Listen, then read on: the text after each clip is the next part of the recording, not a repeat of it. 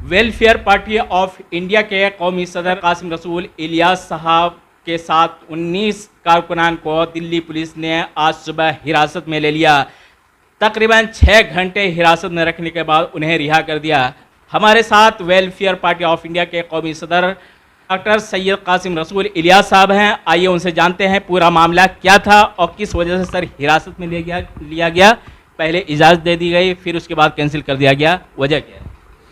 देखिए, ऐसा लगता है कि हमारी हुकूमत इस बात से खौफज़दा है कि वो जो गलत फ़ैसले कर रही है, गलत इक़दामात कर रही है, वो पब्लिक में उसके ख़िलाफ़ कोई आवाज़ ना उठे और वो पब्लिक में ना जाने पाए कि जो फ़ैसले, जो इक़दामात किए गए थे वो बेजा इक़दामात थे, वो गैर कानूनी इक़दामात थे।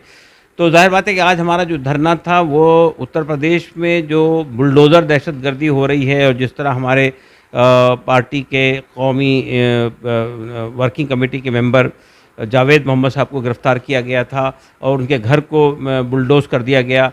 तो हम समझते हैं, और उससे पहले जो है खरगोन वगैरह में भी यही बात हुआ। तो हुकूमत असल में ये जो इक़दामात कर रही है कि आपने किसी आदमी से ये कहा, हालांकि जावेद साहब के बारे में आप जानते हैं कि वो तो उस जुलूस और मुजाहरे में शामिल भी नहीं थे। तो हुकूमत असल में एक मैसेज देने की कोशिश कर रही है कम्युनिटी को कि आप अगर कुछ करेंगे तो फिर हम आपको एक करारा जवाब देंगे। तो ये सवाल ये पैदा होता है कि हमारे मुल्क में क्या जुडिशरी अब रही नहीं है? अब सब जिम्मेदारियां हुकूमत ने ले ली है कि कौन सा आदमी मुजरिम है उसका फ़ैसला भी खुद करेगी और सज़ा भी खुद तय करेगी। तो ये जो बात थी उसके ख़िलाफ़ हमने यहाँ मुज़ाहरा करने का फ़ैसला किया था। उसी के साथ साथ हमने ये भी तय किया था कि ये जो अभी हाल में तीस्ता सितलवार को और श्री कुमार को और बाद में ज़ुबैर मोहम्मद को भी इन्होंने गिरफ़्तार किया है, उसको भी हमने शामिल कर लिया था। ये वो तमाम चीज़ें थी जिससे हमारा अंदाज़ा ये है कि होम मिनिस्ट्री घबरा रही है कि ये बातें पब्लिक में ना जाने पाए, इसलिए आज हमें मुज़ाहरा करने का मौका नहीं दिया गया और हमें बिल्कुल यहाँ से निकलने से पहले ही गिरफ़्तार कर लिया गया। पहले आपको इजाज़त भी मिल गई थी, लेकिन अचानक कैंसिल क्यों होगी? कोई वजह तो बताइए। जी, रात में हमारे पास में ये मैसेज आ गई कि आपका इजाज़त कैंसिल हो गई है। सुबह में फिर एसएचओ पार्लियामेंट स्ट्रीट का फ़ोन आया और उन्होंने ये कहा कि जब हमारे दिल्ली प्रदेश के जनरल सेक्रेटरी आरिफ अखलाक साहब ने उनसे पूछने की कोशिश की कि भाई हमारी इजाज़त कैंसिल किस बुनियाद पे की आपने, तो उन्होंने कहा कि मुल्क के जो फ़िरक़ावाराना सूरत हाल है, कम्युनल हालात ख़राब हैं, इसलिए आप नहीं कर सकते। तो उन्होंने कहा हमारा प्रोग्राम तो किसी कम्युनिटी के ख़िलाफ़ नहीं है, हम तो जो कुछ कर रहे हैं हुकूमत के ख़िलाफ़ बात कर रहे हैं, हुकूमत के जो इक़दाम है उसके ख़िलाफ़ फ़ैसला कर रहे हैं। उन्होंने कहा नहीं आप नहीं कर सकते। उन्होंने कहा नहीं हम तो करेंगे। तो उनका अगर आप करेंगे तो फिर आपके ख़िलाफ़ कानूनी कार्रवाई होगी। तो यहाँ हमें जब इत्तला मिली कि भाई इस तरह वहाँ हमारी एप्लीकेशन को भी उन्होंने कैंसिल, इजाज़त को भी कैंसिल कर दिया है और उसके बाद उन्होंने जो है हमें फ़ोन पे इत्तला दे दी कि आप नहीं आ सकते। तो हमने ये फ़ैसला किया कि चाहे कुछ हो हम जाएंगे। तो आपको डिटेन कहाँ पे किया गया? वहाँ जंतर मंतर पे या फिर शाहीन बाग या अबुल फजल के? नहीं, हमारे लोग अभी यहाँ अबुल फजल से बैठे ही थे गाड़ी के अंदर कि वहाँ बड़ी तादाद में पुलिस फोर्स आ गई और उसको गाड़ी का रुख उन्होंने शाहीन बाग पुलिस थाने की तरफ मोड़ दिया। फिर वहाँ से वो उन्हें लेकर कालकाजी थाना चले गए। मैं जब बात करने गया एसएचओ साहब से कि भाई आपने किस जुर्म में इनको डिटेन किया है और क्या इन लोगों ने किया जिसकी वजह से आपने किया है, तो उन्होंने बात करने से मना कर दिया और हमें भी हिरासत में लेकर वहाँ कालकाजी थाना भेज दिया गया।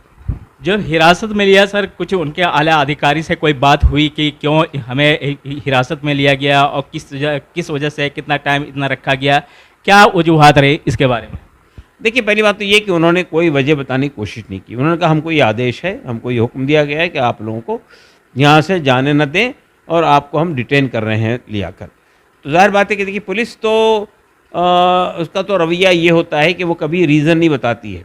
सुबह में तो उन्होंने बता दिया कि ये वजह थी, लेकिन उसके बाद से उन्होंने कहा हमको ये इजाज़त नहीं है कि आपको यहाँ से दें। हमने ये बात उनसे कही कि हमारे जो लोग हैं वो तो गए नहीं ना वहाँ पे धरने में, वो तो यहीं थे। उन्होंने कहा नहीं आप जाने के लिए बैठे थे। उन्होंने कहा आपको कैसे मालूम हम जाने के लिए बैठे थे?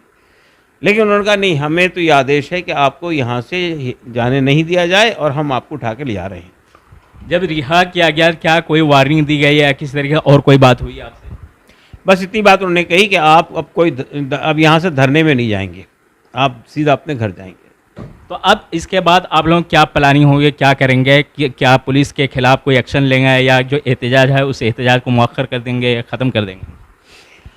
देखिए, हमारा प्रोग्राम तो ये है कि ये जो एहतजाज था अब हम ये इस पे गौर कर रहे हैं कि अपनी बात पब्लिक तक पहुंचाने के लिए और मीडिया के ज़रिए से लोगों तक पहुंचने के लिए और कौन कौन से अल्टरनेटिव रास्ते हो सकते हैं, उन तमाम रास्तों को हम इस्तेमाल करेंगे। जिन जिन रियासतों में धरने, मुजाहरे, जुलूस के इजाज़त है, वहाँ हम धरना, मुजाहरा, जुलूस कर रहे हैं। आज भी इस गिरफ्तारी के ख़िलाफ़ में केरला की यूनिट ने धरना दिया, रैलियाँ निकाली। उससे पहले जावेद साहब के मसले पर 5 रियासतों के अंदर हमारे धरने, मुजाहरे, जुलूस निकले। तो जहाँ पॉसिबल है वहाँ तो हम करेंगे, और जहाँ पॉसिबल नहीं है वहाँ पे हम ऑल्टरनेटिव रास्ते निकालेंगे।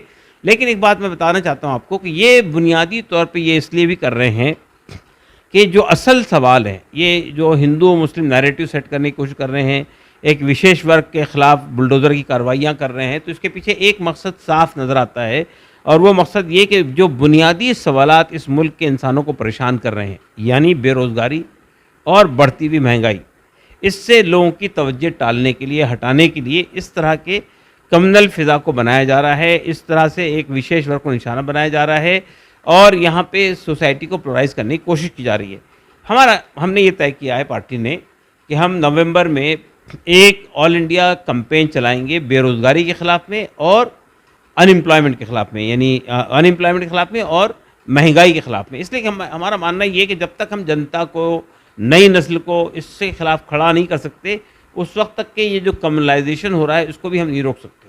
हम इसकी कोशिश करेंगे कि जो रियल इश्यूज़ हैं, जिससे लोग जूझ रहे हैं, परेशान हैं, उन इश्यूज़ को फोकस करके मैदान में लाएं और इस हुकूमत को एक्सपोज करें। शुक्रिया। ये थे वेलफेयर पार्टी ऑफ इंडिया के कौमी सदर डॉक्टर सैयद कासिम रसूल इलियास साहब, जो बता रहे थे कि आज इनका धरना था, लेकिन पुलिस ने ऐन मौके पर उसे कैंसिल कर दिया, की वजह से इन्हें डिटेन कर लिया गया और 5 घंटे के बाद तकरीबन इन्हें रिहा किया गया। ईटीवी भारत के लिए दिल्ली से मुफीजुर रहमान।